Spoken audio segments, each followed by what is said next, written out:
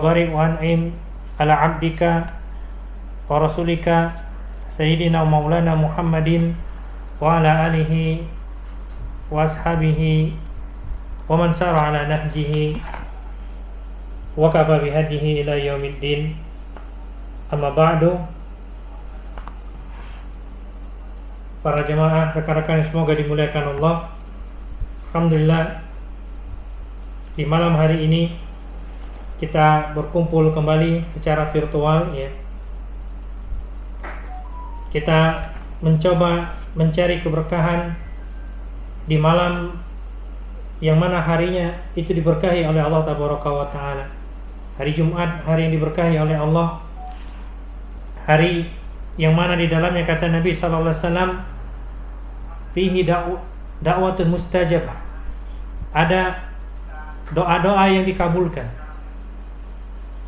Fataharruha ba'da salatil asar, maka carilah waktu mustajab itu setelah salat asar di hari Jumat ya.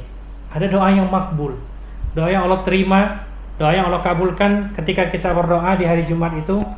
Nantinya ketika di waktu setelah asar ya, di hari Jumat nanti. Sekarang kita malam Jumat. Nah, kemarin pertemuan terakhir kita membahas tentang pembahasan tauhid, maka akan dimudahkan jalan bagi kita untuk masuk surga sekeluarga. Nah, di pagi hari ini atau di malam hari ini kita akan membahas sebuah tema yang sebenarnya ini diambil dari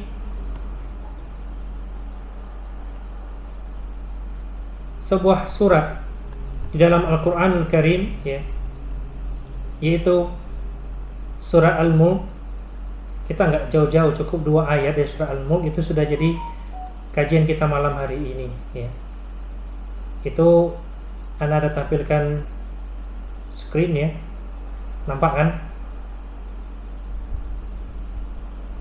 Iya. Baik. Ada yang bisa baca dari sini?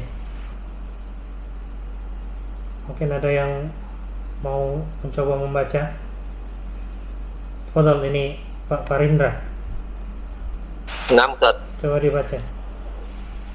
A'udzubillahi minasyaitonirrajim. Bismillahirrahmanirrahim. Tabarakallazi biyadihil mulku wa huwa ala kulli syai'in qadir. Allazi khalaqal mauta wal hayata liyabluwakum ayyukum ahsanu amala wa huwa azizul ghafur. Masyaallah ya. Tabarakallah. Surah Al-Mulk, surat pertama di juz 29 ya. Katakan juz tabarak karena juznya diawali dengan kata tabarakalladzi biyadihil mulk wa huwa ala kulli syai'in qadir. Tabarak artinya maha berkah. Keberkahan itu semuanya dari Allah. Allah yang menguasai segala sesuatu. Dalam Al-Fatihah kita mengatakan Maliki Yaumiddin. Allah itu pemilik hari pembalasan, rajanya hari pembalasan. Di surah An-Nas, Malikin Nas, rajanya manusia. Ketika hari kiamat nanti, ketika manusia berkumpul di padang mahsyar, Allah katakan kepada semua manusia yang hadir pada waktu itu, yang mereka bertelanjang, tidak beralas kaki dan tidak dikhitan, Allah katakan, Allah tunjukkan kekuasaannya. Aina mulukud dunya, aina mulukul yaum ya. Liman mulkul yaum, di mana para raja dunia? Untuk siapa hari kiamat pada hari ini ya. Hari pembalasan pada hari ini. Wa inal jabbarat, mana dulu orang-orang yang menyombongkan diri. Sekarang kalian semua wahai manusia berdiri di hadapan Allah Tabaraka wa Ta'ala dalam keadaan tidak beralas kaki, dalam keadaan telanjang, ya, dalam keadaan tidak dikhitan. Semuanya sama, berdiri di tempat yang sama. Allah menunjukkan bahwasanya Allah lah raja di atas segala raja. Manusia enggak punya apapun. Yu'til mulka liman yasha wa tanzi'ul mulka liman yasha. Allah itu akan mengambil dan memberikan kekuasaan kepada siapapun yang Allah kehendaki. Wa huwa ala kulli syai'in qadir, dan Allah Maha kuasa atas segala sesuatu, ya. Allah mampu jadikan bumi yang luas ini pada hari kiamat nanti, ya, Allah gantikan dengan bumi yang baru, bumi yang datar, sehingga tidak ada lagi bukit-bukit, ada lembah-lembah yang terlihat, sehingga seluruh manusia dikumpulkan di sana, ya. Allah Maha mampu menjadikan bagaimana laut yang asin dan laut yang tawar tidak saling bercampur satu sama lain, ya. Allah Maha kuasa atas segala sesuatu. Allah mampu menciptakan Nabi Isa alaihissalam, ya, lahir tanpa bapa. Allah mampu menjadikan, ya, Nabi Ismail dan Ibu Hajar, ya, bisa hidup di suatu tempat yang gersang, kemudian tempat itu menjadi tempat yang diberkahi, tempat yang dirindukan oleh semua orang Makkah Mukarramah, ya. Dulunya adalah sebuah tempat yang gersang, tidak ada yang mengenal Zam-Zam di situ, ya. Tidak ada yang tahu adanya Al-Bait di situ atau Ka'bah di situ, sebelum akhirnya ditinggikan dan dibangun oleh Nabi Ibrahim dan putranya Ismail alaihi wassalam wa ala nabiyina sallallahu alaihi wasallam. Wa huwa ala kulli syai'in qadir. Ya, Allah Maha kuasa atas segala sesuatu. Kemudian Allah katakan apa? Allazi khalaqal mauta wal hayata liyabluwakum ayyukum ahsanu amala. Allah yang menciptakan al-maut, kematian. Al-maut yang Allah katakan kullu nafsin dha'iqatul maut. Setiap jiwa pasti merasakan kematian. Za'iq. Allah gunakan kata zaqa yazuqu, ya. Yang mana apabila dia menjadi subjek dia menjadi za'iq. Za'iq itu sesuatu perbuatan, ya, merasakan sesuatu sehingga dikatakan kematian itu memiliki rasa, ya.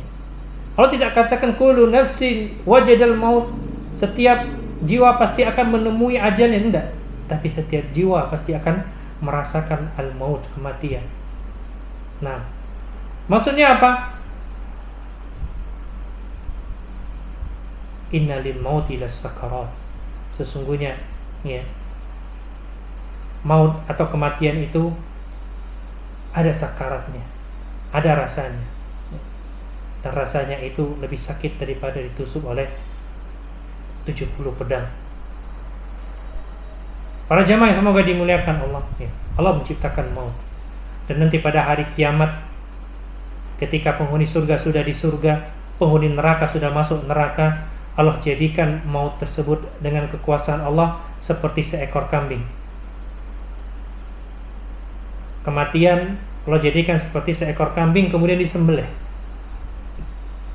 Dan Allah katakan kepada penghuni surga, begitu juga penghuni neraka, al-yaum, mulai hari ini tidak ada lagi yang namanya kematian. Maka bagi penghuni surga kenikmatan selama-lamanya, dan penghuni neraka azab selama-lamanya. Kemudian orang-orang kafir ketika melihat hal demikian, mereka mengatakan apa? Ya laitani kuntu turaba. Aduhai seandainya aku cukup menjadi debu saja. Karena mereka melihat ketika manusia dihisab, ya, mereka saling mengambil dosa, saling memberikan pahala satu sama lain untuk menebus kesalahan mereka di dunia. Hewan-hewan pun juga dihisab.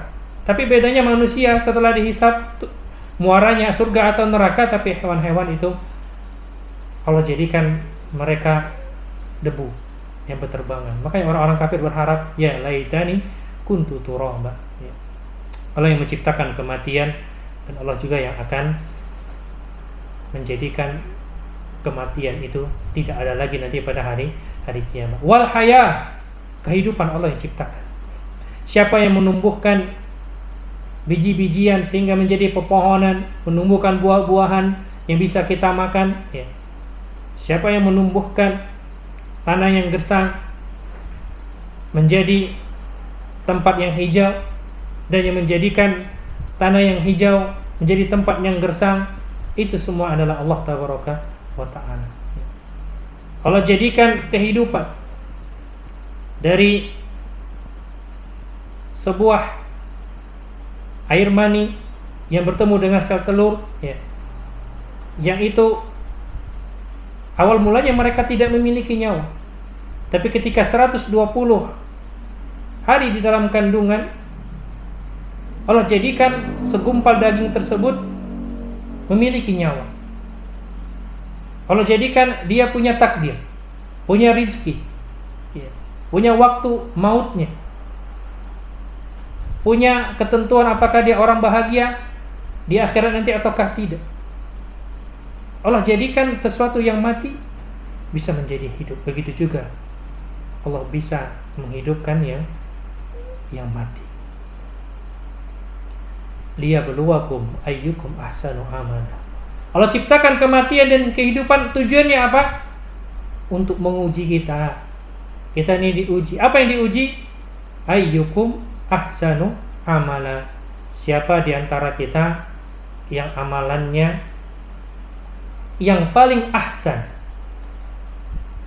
yang terbaik. Wa huwal azizul ghafur, dan Allah Maha Perkasa lagi Maha Pengampun, ya. Nah, itu ahsanu amala sengaja kita blok, ya, biar fokus di situ. Itu fokus kajian kita. Allah memerintahkan kita untuk memberikan ahsanu amala, amalan yang terbaik, bukan aksaru amala, bukan amalan yang terbanyak, ya. Sebagian orang berusaha mendapatkan amal sebanyak-banyaknya, tapi dia tidak memperhatikan kualitas ibadahnya. Di zaman Nabi SAW pernah ada seseorang yang dikenal dengan musi'us shalah. Musi'us shalah ini orang yang salatnya jelek, nggak bisa salat ya. Dia masuk Masjid Nabawi, ya, mungkin buru-buru pengen bermajelis bersama Nabi SAW. Nabi lagi bermajelis bersama para sahabatnya. Akhirnya dia salat, ya. Salat, selesai dia salat, kata Nabi SAW, ya, irji fasalli fa innaka lam tusalli. Ulangi lagi, salat lagi karena kau tadi belum salat, ya. Yang kedua dia salat lagi. Selesai salat Nabi bilang lagi, irji fasalli fa innaka lam tusalli. Balik lagi salat, sesungguhnya engkau belum salat, ya. Sampai yang ketiga orang tersebut akhirnya ngomong, ya Rasulullah ma uhsinu ila dzalika. Wahai Rasulullah, aku tidak bisa, ya, lebih baik lagi daripada yang tadi. Akhirnya Nabi ajarkan kepada orang tersebut, ya, kalau engkau sholat maka bertakbirlah. Dan ternyata orang tersebut, ya, kelirunya di mana? Satu, dia kelirunya adalah tidak tumakninah dalam sholatnya, ya. Tidak menyempurnakan ruku dan sujudnya. Sholatnya seperti ayam ketika lagi makan jagung atau makan beras, ya, lagi matok makanannya. Ini orang yang tidak tumakninah dalam sholatnya. Kenapa? Yang penting selesai, ya, dikira yang penting selesai dapat pahala, ternyata tidak dapat pahala. Itulah yang dimaksud ahsanu amala, amalan yang terbaik, ya, bukan amalan yang terbanyak. Untuk apa kita banyak-banyak beramal, tapi ketika cari-cari pahala di akhirat tidak ketemu, ya. Capek-capek beramal di dunia, cari-cari pahala di akhirat tidak ketemu. Kenapa? Ternyata kualitas amalannya tidak ada. Banyak tapi tidak berkualitas, ya. Banyak beramal tapi tidak punya kualitas. Itulah orang-orang yang merugi, ya. Maka perhatikan, kita dituntut ini untuk memberikan amalan yang terbaik kepada Allah Tabaraka wa Ta'ala. Kemudian bagaimana agar kita bisa memberikan amalan yang terbaik, ya? Karena banyak zaman sekarang orang itu lebih mementingkan bagaimana biar bisa banyak, ya. Penting bagaimana biar bisa dapat pahala. Mereka lupa bagaimana amalan itu bisa sah, dan mereka lebih fokus bagaimana biar amalan tersebut, ya, bisa selesai dapat banyak. Ini kan keliru. Seharusnya kita fokus apa? Fokus kita tuh bagaimana agar amalan itu bisa sah dan bisa dapat pahala di sisi Allah Tabaraka wa Ta'ala. Biar nanti kita cari-cari pahala di akhirat, ada pahalanya ya. Bukan kita sekedar beramal ya, kemudian kita masa bodoh tentang sah atau tidaknya, apalagi pahalanya kita juga terlalu pede ya. Allah kan maha baik, Allah kan maha Ar-Rahman Ar-Rahim ya. Pasti Allah akan memberikan ganjaran pahala. Iya, Allah Ar-Rahman, Allah Ar-Rahim, nggak salah ya. Tapi ternyata Allah juga memberikan aturan berkaitan dengan ibadah, ya kan? Bukankah ada amalan-amalan pada hari kiamat nanti Allah jadikan seperti apa? Haba'an mansura, seperti debu yang berterbangan, nggak ada manfaatnya. Ya. Berarti ada amalan-amalan yang diterima dong. Iya ada. Jadi ada amalan-amalan yang Allah terima, ada yang tidak. Seperti orang yang salat di hadapan Nabi tadi, ya, irji fasolli kata Nabi, balik lagi salat lagi, fa innaka lam tusolli. Ya, jadi fokus kita bukan bagaimana agar bisa cepat selesai amalan tersebut, tapi agar bisa sah dan dapat pahala di sisi Allah Tabaraka wa Ta'ala. Ya. Maka bagaimana amalan yang terbaik? Amalan terbaik itu memenuhi 2 kriteria dan harus ada. Tidak bisa cukup salah satunya, nggak bisa ya. Amalan terbaik itu harus memenuhi dua kriteria. Apa itu? Yang pertama harus ikhlas karena Allah ya. Harus ikhlas karena Allah Tabaraka wa Ta'ala. Allah berfirman, wa ma umiru illa liya'budullaha mukhlishina lahuddin. Itu orang-orang ahli kitab, orang-orang musyrik, mereka itu sebenarnya hanya diperintahkan untuk ikhlas beribadah kepada Allah ya. Kita diperintahkan untuk ikhlas. Ikhlas itu adalah menjadikan ibadah yang kita kerjakan itu hanya untuk Allah Tabaraka wa Ta'ala. Innamal a'malu binniyat. Amalan itu tergantung niatnya ya. Ini syarat yang pertama, harus ikhlas karena Allah ya. Tidak boleh kita beramal mengharapkan pujian, tidak boleh kita beramal mengharapkan balasan dunia ya. Wa man yurid hayatad dunya wa zinataha nuwaffi ilaihim a'malahum fiha wa hum fiha la yubkhasun. Barang siapa yang dengan amalan akhirat mereka cari-cari dunia ya, Allah kasih tuh, ambil dunia, ambil sudah. Ambil dunia, enggak dikurangi sedikit pun dari jatah duniamu. Enggak dikurangi sedikit pun. Tapi ulaika laisa lahum nasibun fil akhirah ilan nar ya. Tapi mereka itu adalah orang-orang ulaika allazina laisa alaihim fil akhirati ilan nar, yang nantinya ketika di akhirat enggak dapat apa-apa kecuali api neraka ya. Amalannya sudah, karena dia enggak ikhlas kepada Allah ya. Mungkin dia riya, mungkin dia mengharapkan dunia. Ya Allah suruh cari pahala ke orang-orang yang dia riakan dulu tuh. Minta pahala sama orang-orang yang kalian riakan dulu. Bisa nggak mereka kasih pahala ya. Yang dia beribadah kepada selain Allah, bisa nggak itu berhala-berhala itu kasih pahala untuk kalian, kasih surga untuk kalian. Jadi yang pertama harus ikhlas ya. Innamal a'malu binniyat. Amalan itu tergantung niatnya. Kemudian yang kedua ya, agar amalan kita diterima di sisi Allah Tabaraka wa Ta'ala, ini pun tidak kalah pentingnya, harus sesuai dengan tuntunan syariat ya. Harus sesuai dengan syariat Islam, bukan amalan-amalan yang diada-adakan. Nabi SAW pernah bersabda di hadis Irbad bin Sariyah, hadis riwayat Abu Daud ya. Nabi mengatakan, fa innahu man ya'is minkum ba'di fasayara ikhtilafan katsira. Sesungguhnya siapapun yang nantinya dia hidup ya, sepeninggalku, setelah zamanku, dia akan mendapati perselisihan yang sangat banyak, perbedaan yang sangat banyak.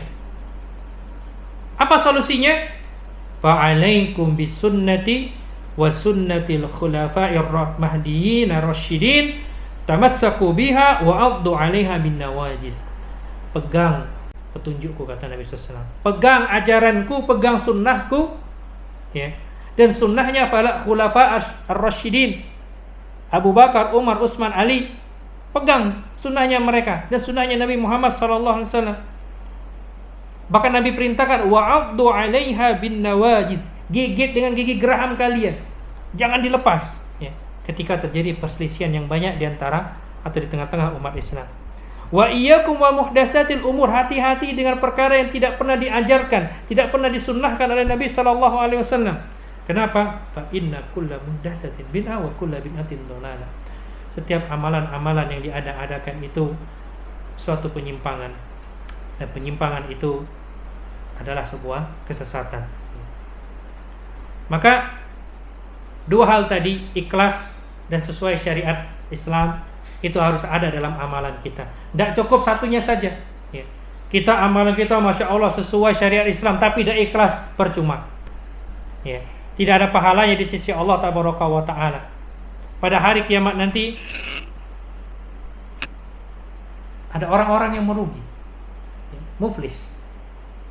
Ini kata Nabi SAW, muflisu min ummati man ya'ti yaumal qiyamah bis salati wa siyamin wa zakatin ya, wa ya'ti qad syatama hadha wa daraba hadha wa safaqa dima atau dama hadha. Orang-orang yang merugi, yang pailit dari umatku pada hari kiamat nanti, mereka lah orang-orang yang ketika hari kiamat ya, datang bawa pahala sholat, datang bawa pahala puasa, datang bawa pahala sedekah, tapi bersamaan dengan itu mereka pernah menyakiti orang lain, lisannya pernah mencederai kehormatan orang lain ya, tangannya pernah memukul orang lain, pernah mengambil hak orang lain, dan dia juga pernah menumpahkan darah orang lain.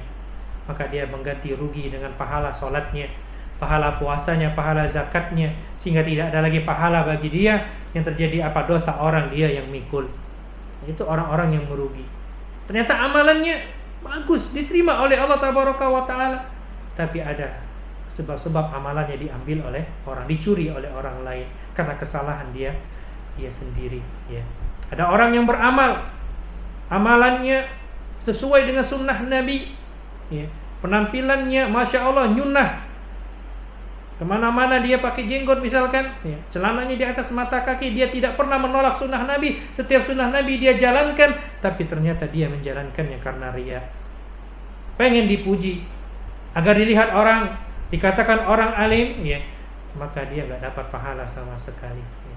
Oh kalau begitu mending saya cukur jenggot, mending saya isbal saja celana saya di bawah mata kaki, yang penting ikhlas. Itu juga keliru ya, keliru. Ikhlas tapi menyelisihi syariat Islam juga keliru ya. Kenapa?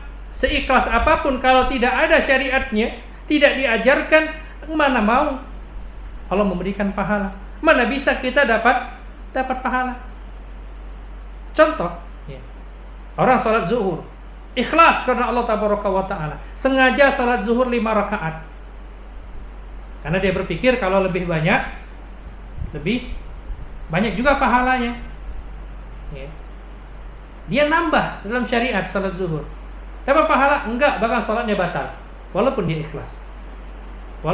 ikhlas karena Allah Tabaraka wa Ta'ala ya. Karena enggak ada syariat salat zuhur 5 rakaat, sengaja dia nambah, salatnya batal. Kemudian ya, misalkan dalam ibadah kurban, dia sengaja nyembelih seekor kuda, misalkan kuda yang paling gagah, dia sembelih untuk kurbannya, sah, tapi hanya sembelihan biasa, bukan kurban. Karena kurban itu cuma dari 3 jenis hewan ya, kambing, sapi, dan onta. Nyembelih ayam sah sembelihannya asal bismillah, tapi bukan kurban.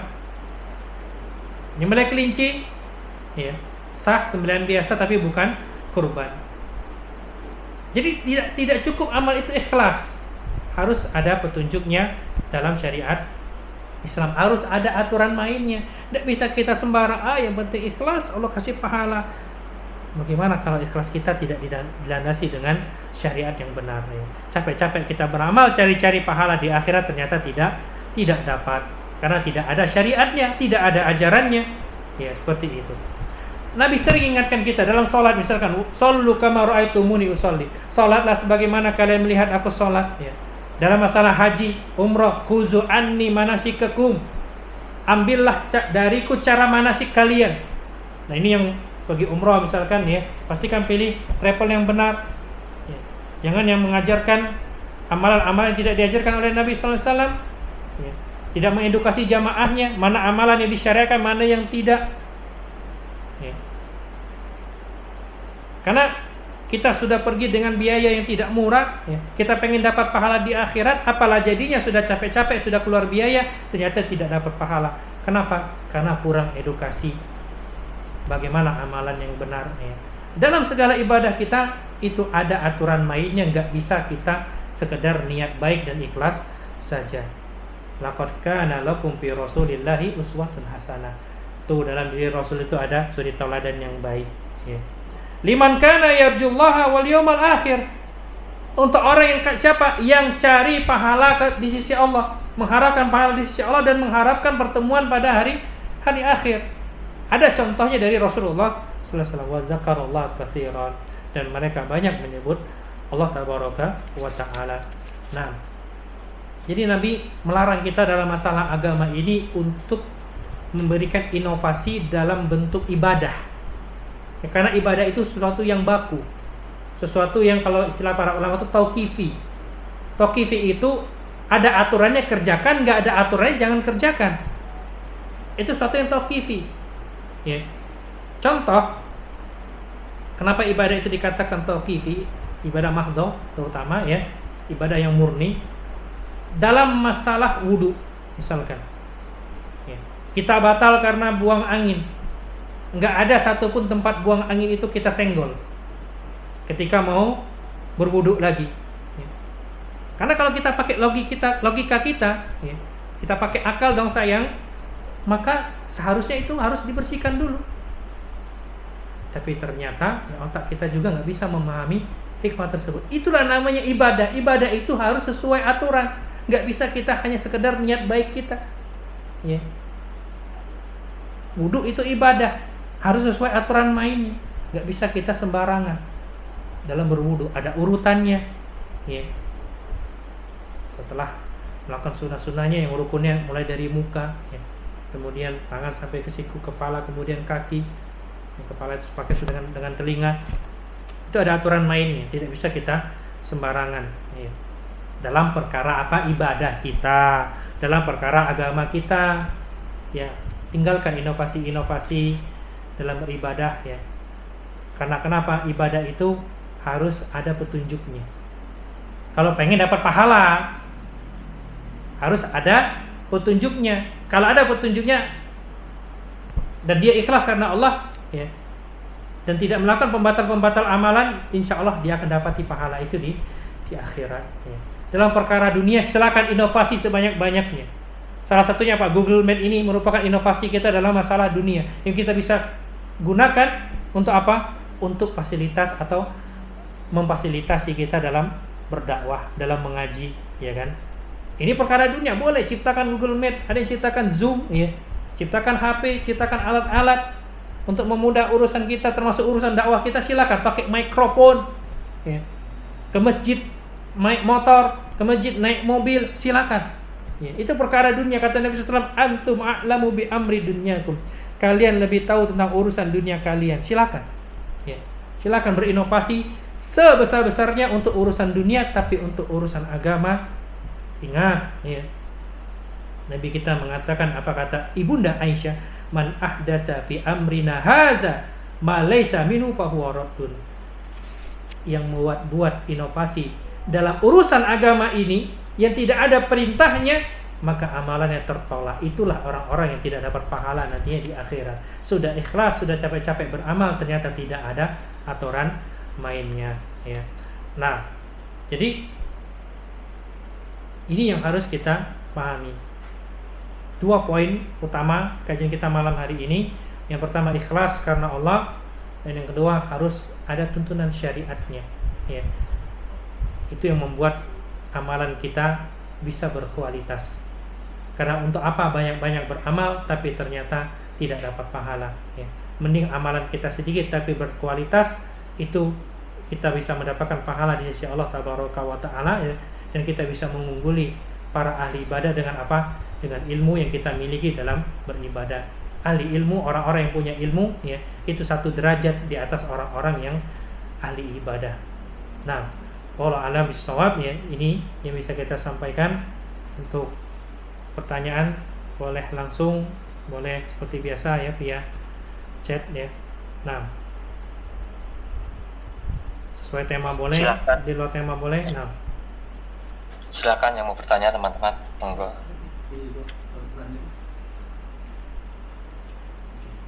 oh ya, yang nonton live streaming juga boleh, ya, bertanya, ya.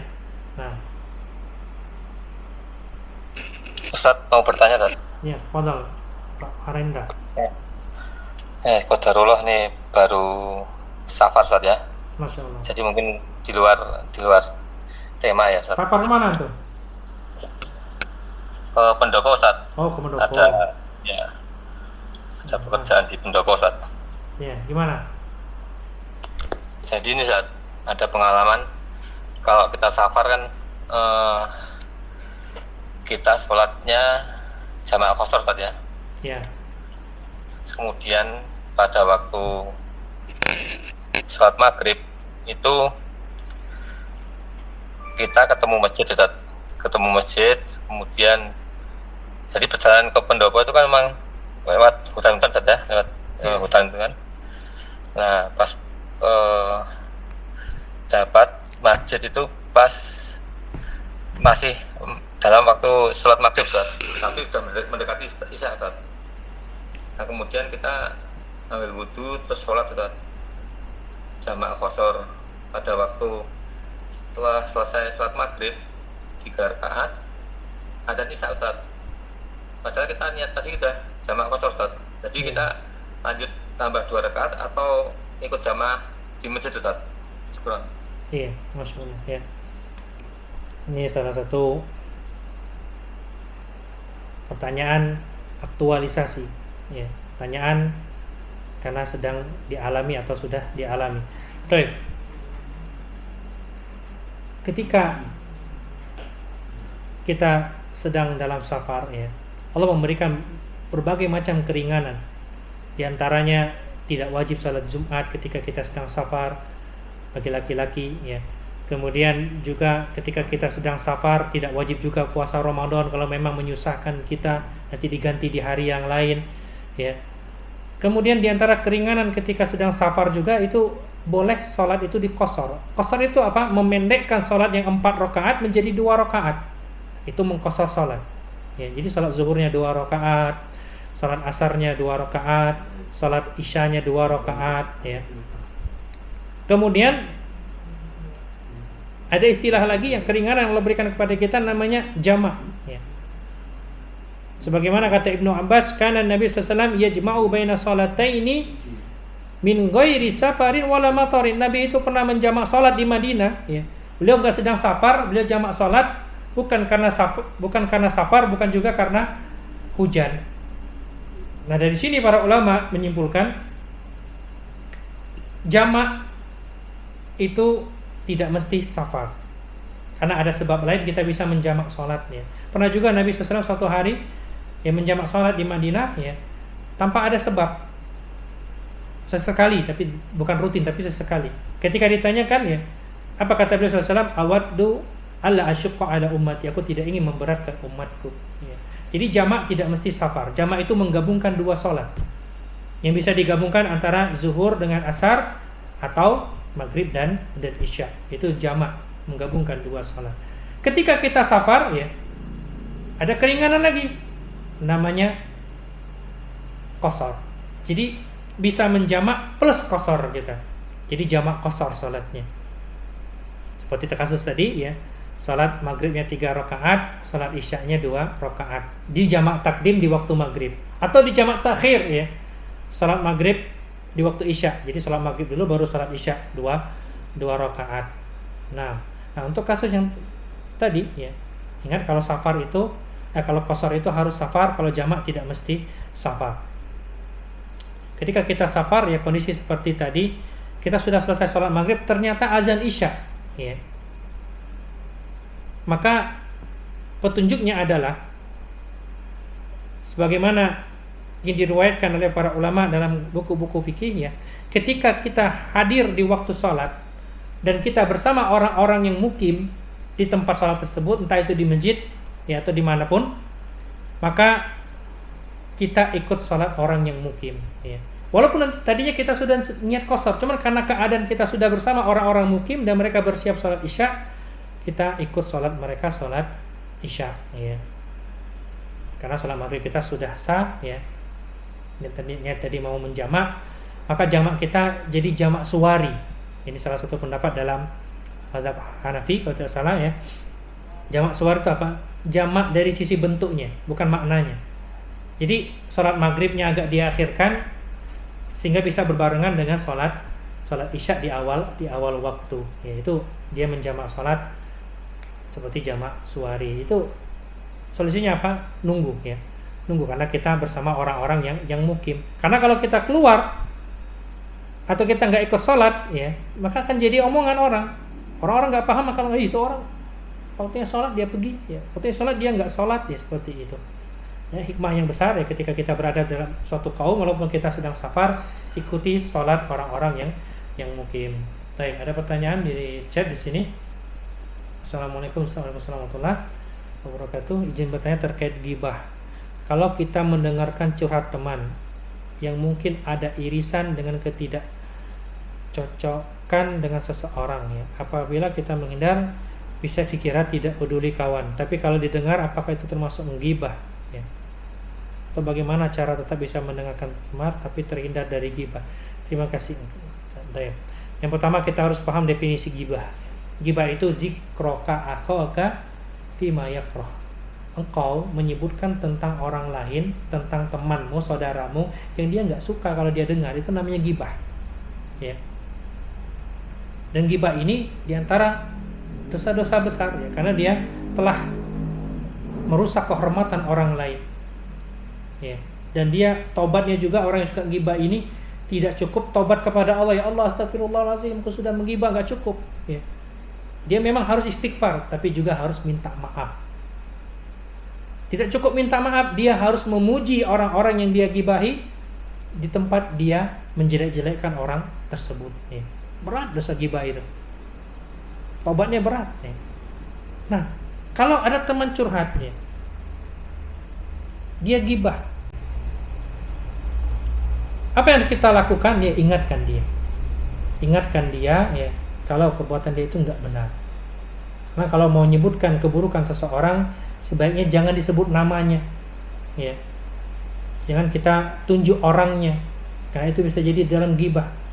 Tapi kalau kita menyebutkan contoh yang umum, ada seseorang begini-begini, ada seorang wanita yang begini-begini, dan orang yang kita maksudkan itu tidak ada yang tahu lawan bicara kita, maka itu nggak mengapa untuk jadi ibrah bagi yang lain ya. Tapi kalau kita menyebutkan keburukan seseorang yang dia tidak senang kalau didengar ya, maka itu gibah. Tapi ada gibah yang diperbolehkan, menyebut keburukan orang yang diperbolehkan. Yang pertama, ketika minta kejelasan hukum atau fatwa, boleh kita datang ke hakim ya, ngadu ya. Misalkan suami saya ini orangnya suka ngomong kotor ya, suka mukulin istri misalkan, suka begini, sebutlah keburukannya di hadapan hakim, nggak apa-apa ya. Atau bertanya sama ustadz, karena ada seorang nanya ke kami ya, ini suami saya dia telah menceraikan saya secara agama ya. Ternyata setelah diusut-usut dia sedang mendekati seorang janda yang baru ditinggal mati oleh suaminya ya. Dan saya takut yang saya omongkan ini adalah gibah ya. Maka kami jelaskan itu bukan gibah ya, ketika kita minta apapun penjelasan hukum atau fatwa ya dari seseorang terkait masalah yang sedang kita hadapi, dan pastikan orangnya tepat ya. Maksudnya apa? Ya tanya kepada hakim atau kepada seorang alim ulama ya. Jangan kita sama teman yang nggak bisa ngasih solusi. Baik, itu sama saja kita menggibahi. Gibah terlarang. Kemudian gibah yang dihalalkan juga ketika kita menyebutkan keburukan pelaku maksiat ya. Baik ini penjahat secara agama atau penjahat secara kriminal ya. Oh, yang itu galak. Ini bukan bahasa Palembang ya. Surakarta ya, lupa. Itu orang itu suka mencuri misalkan ya. Jangan dekat-dekat dia, jaga hartamu, dia suka mencuri misalkan. Jangan jual beli sama dia, suka nipu misalkan ya. Biar orang lain terhindar dari keburukan orang tersebut, itu nggak apa-apa ya. Kalau memang itu orang penjahat, hati-hati nanti ditipu sama dia kalau berjual beli ya. Jangan jual beli sama dia, saya pernah jadi korbannya misalkan. Itu bukan ghibah ya kan. Nah, atau dia penjahat agama, hati-hati itu orang sesat ya. Dia Syiah misalkan, dia berlebihan terhadap Imam Hussein ya, dan Imam Ali misalkan. Itu orang Syiah, itu orang Ahmadiyah ya. Hati-hati kalau berbicara agama dengan dia, jangan sampai dia mendoktrin kita dengan ajaran dia. Gak apa-apa ya, kita menyebutkan kejahatan pelaku maksiat, baik maksiat agama ataupun maksiat secara kriminal ya. Kemudian ya, diantara ghibah yang diperbolehkan juga ya, jadi di hadapan hakim ketika minta fatwa ya, kemudian juga ketika menjelaskan kejahatan seseorang yang memang dia pelaku kejahatan, ya sudah cukup ya. Itu di antara ghibah-ghibah yang diperbolehkan ya. Jadi kita menyebutkan keburukan memang ada maslahatnya di situ. Tapi kalau tidak ada maslahatnya menyebutkan keburukan orang lain, maka itu tidak diperbolehkan ya. Kalau ada teman kita curhat yang seperti itu, stop dia. Kata Nabi SAW, unsur akhaka zaliman aw mazluman. Tolonglah saudaramu yang zalim dan atau yang sedang terzolimi. Kata Nabi, kata para sahabat, wahai Rasulullah, bagaimana menolong orang-orang yang zalim? Apakah kami tolong gibahnya? Kami benarkan gibahnya? Oh iya, benar-benar kata kamu seperti itu. Ya. Bukan, kata Nabi SAW apa? Tahan dia. Ya. Kuffa, tahan dia dari apa? Dari kezolimannya. Itu cara kita menolong dia. Ya. Sudah diingetin, jangan berlebihan ketika ngomongin sepulan nanti gibah. Ya. Kita jangan dengarkan ya. Ketika kita sudah berusaha mengingatkan tapi dia tidak mau mendengarkan kita, ya tidak ada salahnya kita izin dari majelis itu ya. Mungkin kalau tidak mau menyakiti teman, izin dulu mau ke toilet ya. Memang kita mau ke toilet atau izin dulu ada keperluan di luar. Memang kita ada keperluan kita apa? Keperluan kita tidak mau mendengarkan gibahan yang haram ya. Jadi seperti itu ya, tentang gibah dan terhindar dari gibah ya. Karena kita nggak mau bareng-bareng makan tapi makanannya apa? Bangkai saudara kita sendiri ya. Wallahu a'lam bishawab. Nah, ada lagi 20:59 ya, atau mungkin cukup? Silakan Pak Malindra.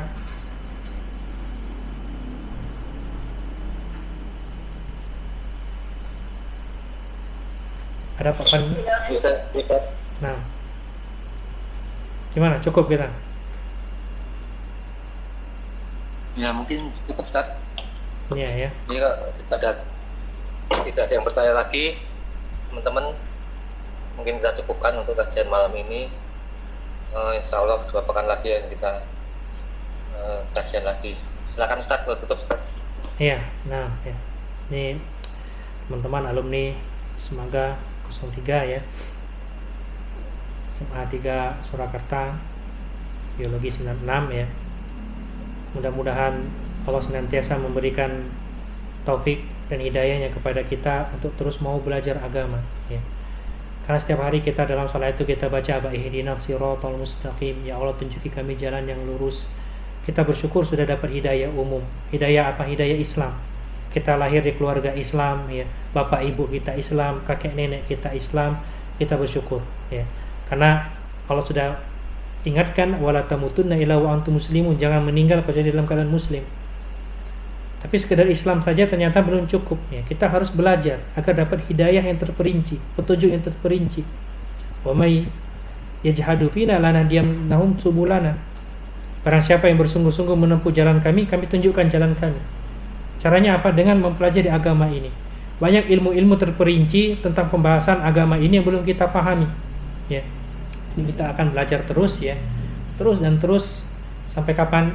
Sampai nanti kita berjumpa dengan Allah Tabaraka wa Ta'ala. Karena ilmu agama ini yang dari kita membuka mata ya, sampai kita menutup mata lagi semuanya kepake ya, tidak ada yang kita tinggalkan ya, maka semangat belajar agama. Apalagi di sini belajar sekalian kita reuni ya sesama teman yang SMA dulu. Mudah-mudahan semakin memperkuat hubungan persaudaraan antara kita, dan semoga dengan ini ya bisa membuat kita menjadi pribadi yang lebih baik, yang solih dan soleha ya, sehingga kita bisa saling menolong dan memberi manfaat satu sama lain nantinya ketika di hari kiamat. Ana akhiri subhanakallahumma wa bihamdik asyhadu an la ilaha illa anta astaghfiruka wa atubu ilaik. Berdawana alhamdulillahirabbil alamin. Assalamualaikum warahmatullahi wabarakatuh. Waalaikumsalam warahmatullahi wabarakatuh.